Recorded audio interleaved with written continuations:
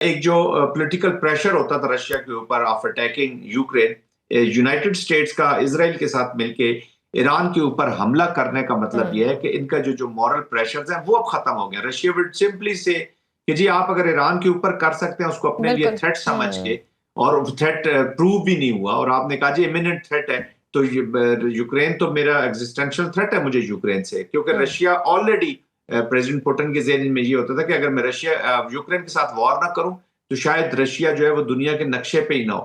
تو اس کو اس لیول تک، وہ اس اسٹریٹجک لیول تک یا اس تھنکنگ کے اس لیول تک لے جا کے وہ یہ وار ویج کر رہے ہیں. تو ان کو کافی اب اس وار کے اندر جو مورل پولیٹیکل جو پریشرز ان کے اوپر ڈپلومیٹک بلٹ ہو سکتے تھے وہ کافی ریلیف مل گیا ہے. تو اس کا مطلب ہے کہ وہ بڑا کیئرفلی اینڈ کرافٹلی اس ایرانین سچویشن کو یوز کر رہا ہے جی رشیا. بالکل صحیح. Sir, prime minister Shehbaz Sharif نے نئے سپریم لیڈر مجتبیٰ خامنہئی صاحب کو مبارکباد بھی دی اور شہید آیت اللہ خامنہئی کے لیے دعائیہ کلمات بھی کہے، جبکہ ہم دیکھ رہے ہیں کہ ڈونلڈ ٹرمپ صاحب تو واضح کہہ چکے ہیں کہ انہیں نئی قیادت قبول نہیں ہے.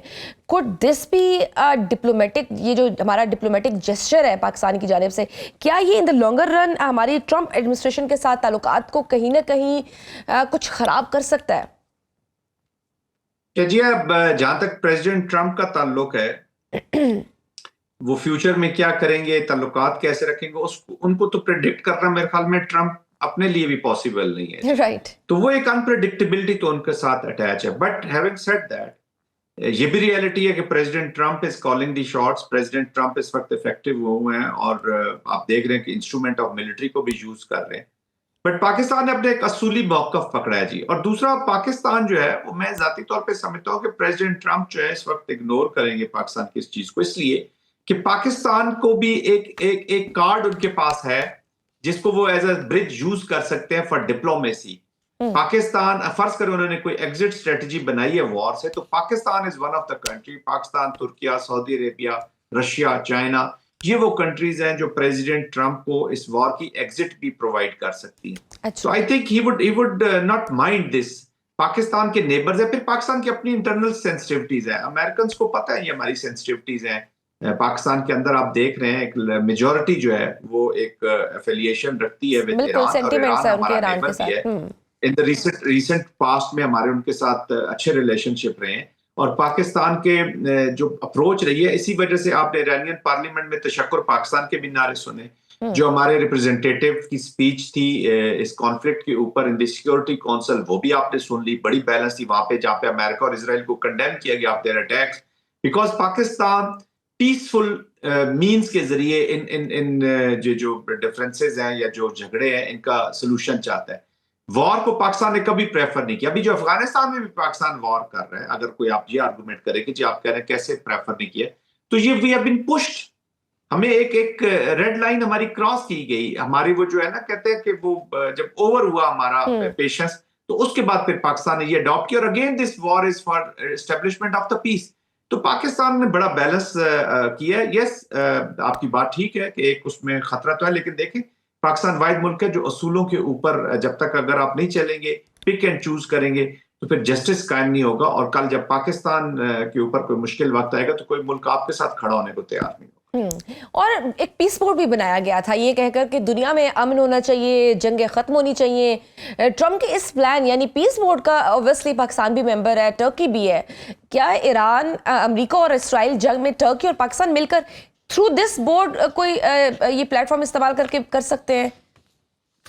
بورڈ تو شجی اس وقت ذرا تھوڑا سا بیک گراؤنڈ میں چلا گیا جی. پروبیبلی اس وقت یہ جو وار چل رہی ہے ایران کی، یہ ذرا فور فرنٹ پہ آ گئی ہے. میں ذاتی طور پہ سمجھتا ہوں کہ تھوڑے سے کنفیوزڈ آبجیکٹیوز ہیں اس وار کے. That's why the military strategy is also not working.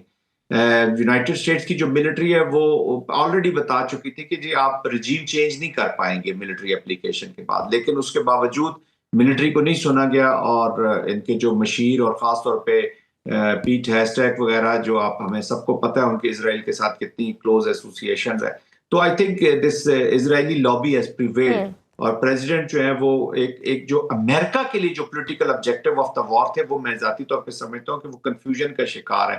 وہ سیٹ ہی نہیں، کبھی رجیم چینج ہو جاتی ہے، کبھی رجیم کولیپس کی طرف چلا جاتا ہے، کبھی نیوکلیئرس کی آپ نے یاد ہوگا کہ ہم نے آبلیٹریٹ کر دی ہیں سارے نیوکلیئر ایسٹس، پھر نیوکلیئر سے मिजल से ईरानियन अवाम, तो ये फ्लक्चुएट कर रहे हैं, किसी एक जगह पे उनके ऑब्जेक्टिव्स रुक नहीं रहे. जब आपके political objectives are not clear तो मिलिट्री का जो इंस्ट्रूमेंट है वो कंफ्यूज हो जाता है to achieve your political objectives, क्योंकि वो अपने मिलिट्री ऑब्जेक्टिव्स वो अहदाफ सेट ही नहीं कर पाते कि हमने अचीव क्या करना है. तो मेरे ख्याल में ओवरऑल एक पॉलिसी उसका कंफ्यूजन का शिकार हुई है, जिसकी वजह से प्रॉब्लम्स आ रही हैं अमेरिका को इस वॉर के अंदर. और सर लास्ट लगता है कि वो जो कहते हैं ना tell is waging the dog, वो इजराइल ने इतना पुश कर दिया कि they have entangled President Trump into this conflict. बिल्कुल ठीक. सर लास्ट क्वेश्चन, अमेरिका का रजीम चेंज प्लान तो ऑब्वियसली नाकाम हुआ क्योंकि नई क़यादत फौरी तौर पर सामने भी आ गई है. अब अमेरिका का आखिरी हदफ क्या हो सकता है? किस तरह इस जंग से ट्रम्प फेस सेविंग लेकर निकलेंगे? और दूसरा मुझे ये भी बताइए कि ईरान भी कह रहा है कि हम महीनों अमेरिका से जंग लड़ सकते हैं और लड़ने को तैयार है. ईरान का आखिरी हदफ क्या होगा? देखिए, ईरान का तो विक्ट्री मैं सिंपल समझता हूं कि अगर वो अपनी सॉवरेनिटी को और अपनी टेरिटोरियल इंटेग्रिटी को बचा लेते हैं, और ऑलरेडी हमने देख लिया कि उनका जो आइडियोलॉजिकल पॉलिटिकल सिस्टम है दैट्स वर्किंग, उसको उन्होंने इंटैक्ट रखा हुआ है. और अभी मुश्तबा खामनेई साहब का एक जो रोल उन्होंने अडॉप्ट किया है, फिर इसी तरह वो आगे चलता रहे, वो तो अगर वो अपनी सॉवरेनिटी और अपनी टेरिटोरियल इंटेग्रिटी को मेंटेन रखते हैं तो ये विक्ट्री है ईरान के लिए जी. इससे इतनी बड़ी एप्लीकेशन इतना इस माहौल में, और जिस तरीके से उन्होंने जंग को एग्जीक्यूट कर रहे हैं, और they are creating cast for the neighbouring countries also, although कि बड़ा ये कैच 22 है उनके लिए, तो आई थिंक वो तो उन्होंने कर लिया. As far as America is concern, वो मैंने आपको बताया कि आप अगर वियतनाम वॉर से इनकी हिस्ट्री पढ़नी शुरू कर दे, प्रेसिडेंट जॉनसन से लेकर तो प्रेसिडेंट ट्रम्प तक, कोई भी वॉर का इनके चूंकि पॉलिटिकल ऑब्जेक्टिव्स या तो क्लियर नहीं थे, या उनमें विल नहीं थी उनको अचीव करने की, या वो कैसस बलाय क्रिएट किए गए to achieve other objectives, not the political objectives, economic हो डोमेन में हो जाए. तो फिर at the end of the day क्यास और कंफ्यूजन ही रहे. वियतनाम में शिकस्त हो गई, इराक की आप हालत देख रहे हैं जिस तरीके से वहां पे क्या इराक छोड़ के आए हैं, फिर अलकायदा ने वहीं से जन्म लिया और इनके खिलाफ आई मीन थ्राइव करती रही और इनके खिलाफ वहां से एक्शन हुए. अफगानिस्तान में ये तालिबान बैठे रहे, फिर दोबारा वापस पावर में आ गए, यहाँ से अलकायदा होती रही, उसको पॉलिटिकल डिप्लोमेटिकली क्लियर नहीं कर सके.